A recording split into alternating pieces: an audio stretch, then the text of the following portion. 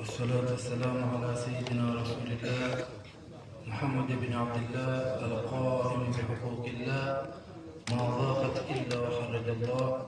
رب اشرح لي صدري ويسر لي أمري واحلل عقدة من لساني يفقه قولي. إن أريد إلا الإصلاح ما استطعت وما توفيقي إلا بالله عليه توكلت وإليه أنيب. أما بعد ya kumshukuru Allah subhanahu wa ta'ala na kuzitaka rehema na amani zimshukie mtukufu wa daraja Bwana Mtume Muhammad sallallahu alaihi wasallam. Ama kwa hakika walioko hapa wingi ni walimu, mashekhe na wanafunzi, na wote wanajua kama kawaida, fa in lam tajidu ma'an fatayammamu sa'id, maji kikosekaniwa basi uangaliwa mchanga, watu wakatayamu wakafanya nini, ile faradhi ikapita. Kwa hakika yuko kama hili, kulikuwa na watu maalum ambao kwamba wamepangwa na wameandaliwa, lakini kisipopatikana chochote basi hata kidogo pia kisifanya nini, kisikosekaniwe.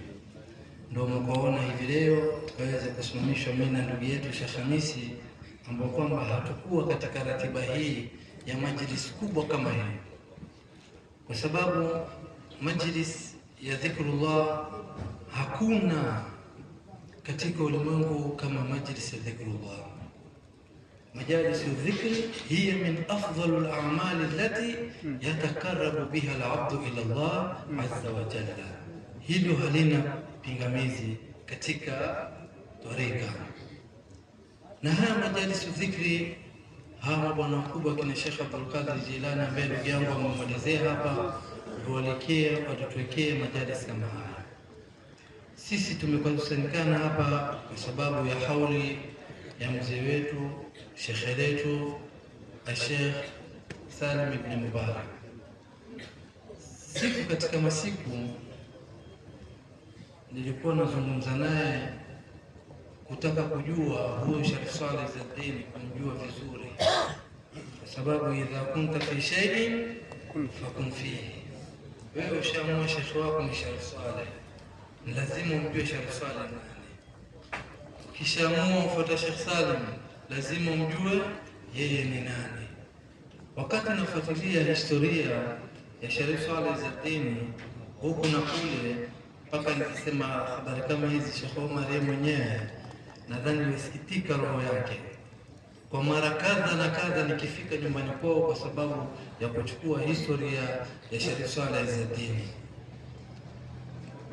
kamuuliza mambo mingi mpaka ikafikia mahali kwenye karama za nani, za Sheikh Saleh Izzuddin.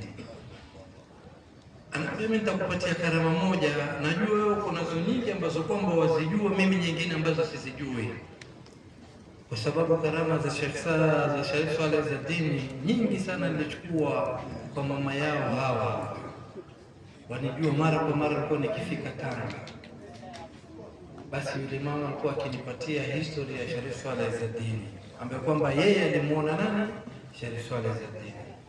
Kaniambia, mimi nitakupatia karama moja kwa nani, ya Sheikh Saleh Izzuddin. Kaambia bismillah, niko tayari na simu yangu hapa na rekodi karama kama hiyo.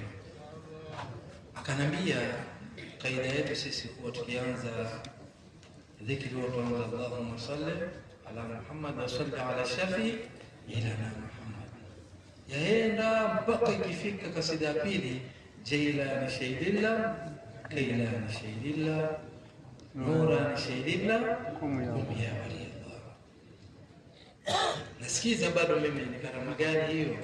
Anambia mbele kabisa kule katika kuchanganya hii sakata hii kuna kipengele cha sema kam karamati dhaharatu ayati ya muhiyashati wa kadha usatillah. Anambia huu beti huu wa mkusu Sheikh Saleh Izzuddin na mimi. Kamwambia, mbona jina lako hakuna hapa? Akanambia, karama ya kwanza Sheikh Saleh Izzuddin ambapo kwamba ilidhihiri kabla hajakuwa Sheikh Saleh Izzuddin, ana miaka 6 ama 5. Karama yake ya kwanza kujulikaniwa huyo mtoto atakuwa hatari, ni alimweza kumuhisha kondoo. Alikuwa na kijikondoo chake kidogo, akaenda madrasa kirejea cheze nacho mpaka kile kikondoo kimemzoea. Basi siku hiyo kwenda zake madrasa, kirejea kondoo amekufa. Salia Mtume Muhammad. Mamake amwambia, mwanangu, kondoo wako amekufa. Amwambia, yuko wapi? Amwambia, tatu nishampeleka kwenye jaa kule. Amwambia, mama, kondoo wangu hajafa. Ambao ashakufa. Amwambia, twendeni mkanionyeshe. Akapelekwa.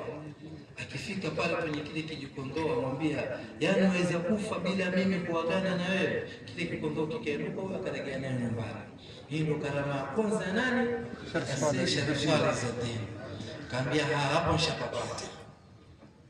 Kam karamati dhaharat wa ayati ya muhiyashati. Anaambia ubeti wa mwisho ndo wangu, jina langu liko hapo, silsila yangu yote iko hapo. Wakadha uswatillah, anaambia mimi hakikatan nilikuwa si mtu wa Mungu, lakini hichi kiumbe ndio kilinifanya mpaka hivi leo mimi hapa. Mzee ni akhiri tawafi tena kusimama kwake mpaka watu wawili waje wamwonyeshe. Ndio ananiambia maneno haya. Leo wapi Tanzania hii na South Africa tamtaja Sheikh Salim Mtimkavu, mtu hamjui?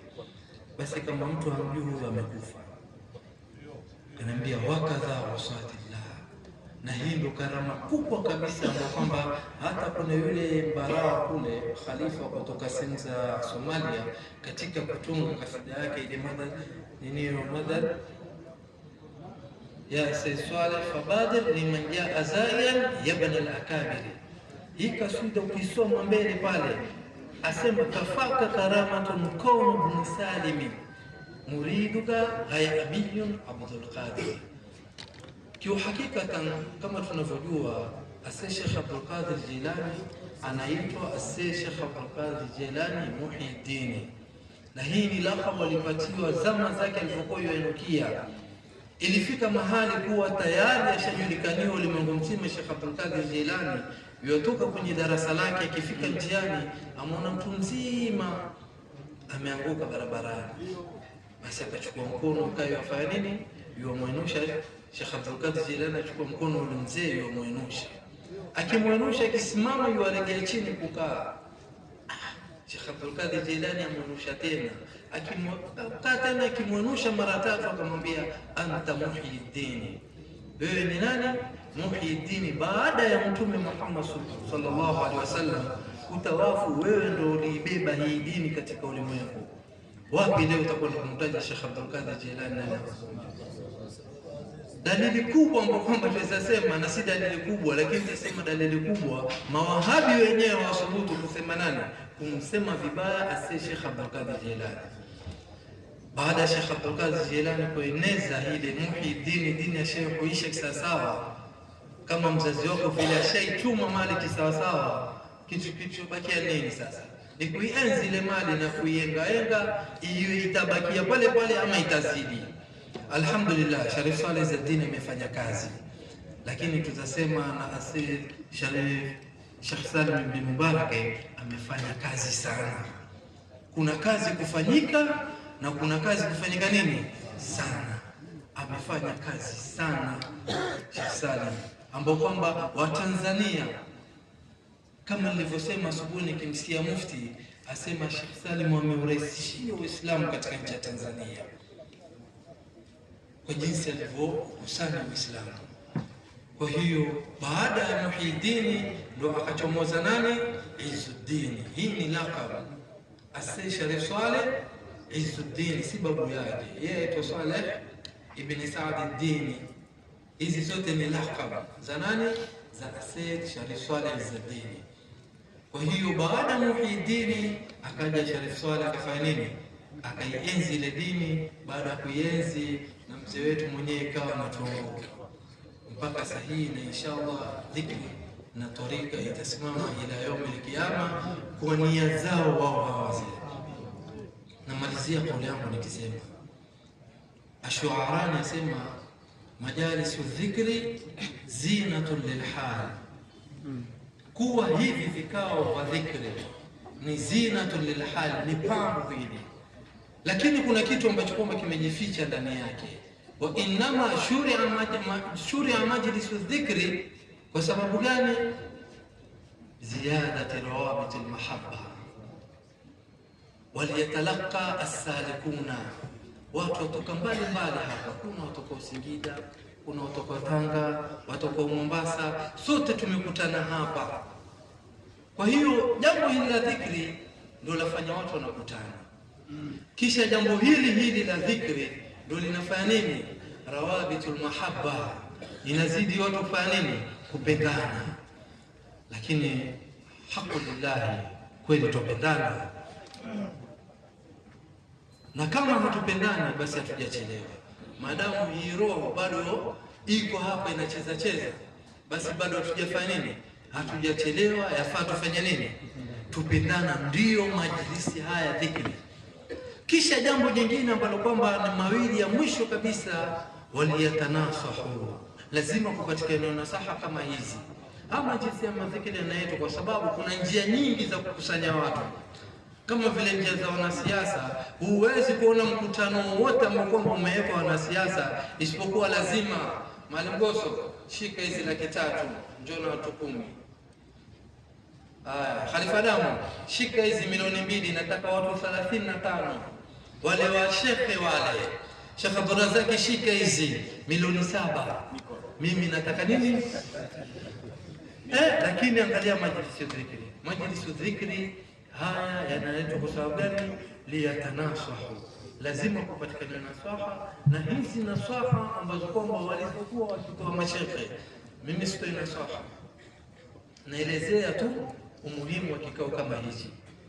Waliyatanasahu, basi kupatikana nasaha kwa mashekhe ama kwa makhalifa ama kwa wale ambao kwamba walikuwa wamekusudiwa, lakini wama tawfiqi illa billah. Sikufika hapa kwa ujanja wangu, isipokuwa ni taufiki ya Allah. Na wale ambao kwamba hawakuja, lazima tuwape udhuru. Usiseme amealikwa hakuja, atakujaje kikao hichi? Hakuna nani, hakuna. Sio hivyo. Muislamu hayuko hivyo. Yoyote ukimwalika kama hakuja, lazima umpatie udhuru 77, kuwa alikuwa na kadha na kadha na kadha, ikiwa amekwambia ama hakukwambia. Hiyo ni yeye mwenyewe na Mola wake Subhanahu wa Ta'ala. Wa ila huna, kama takuwa nimesema hapo kwamba ni sawa, ni taufiki kutoka kwa Allah Subhanahu wa Ta'ala, na kama takuwa nimekosea ni udhaifu wangu na uchache wa elimu yangu. Wassalamu alaykum wa rahmatullahi ta'ala wa barakatuh.